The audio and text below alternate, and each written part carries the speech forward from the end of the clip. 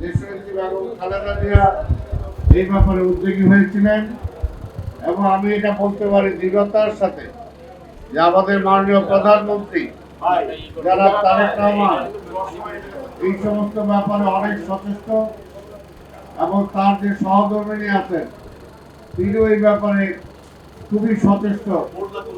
যখনই প্রতিবন্ধীদের প্রশ্ন আসে, সমাজে পিছিয়ে পড়া মানুষদের প্রশ্ন আসে, তখন কিন্তু তাদেরকে এগিয়ে আনার জন্য তারা সচেষ্ট হন। তাই আমি বক্তব্য বেশি দীর্ঘায়িত করব না।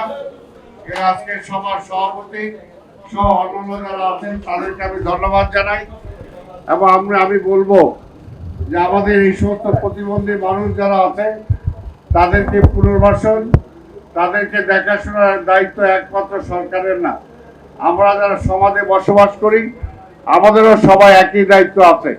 কাজে আমরা যাতে এগিয়ে আসি, আমরা যদি এগিয়ে আসি তাহলে এই ধরনের পিছিয়ে থাকা মানুষরা পিছনে থাকবে না, কারণ তাদেরও মেধা আছে, তারাও সমাজকে রাষ্ট্রকে অনেক কিছু তাদের পক্ষে দেওয়া সম্ভব যদি তারা সেই সুযোগটা পায়, যদি তারা বেঁচে থাকার সুযোগ পায়, যদি তারা পড়াশোনা করার সুযোগটা পায়, যদি তারা বিভিন্ন পর্যায়ে তারা কাজ করার সুযোগটা পায়, চাকরি করার সুযোগটা পায়, তাহলে অবশ্যই তাদের মেধাকে তারা কাজে লাগিয়ে দেশটাকে এগিয়ে নিয়ে যেতে পারবে। সেই ব্যাপারে আমি অন্তত বলতে পারি যে আমাদের সরকার সেই ব্যাপারে সচেষ্ট।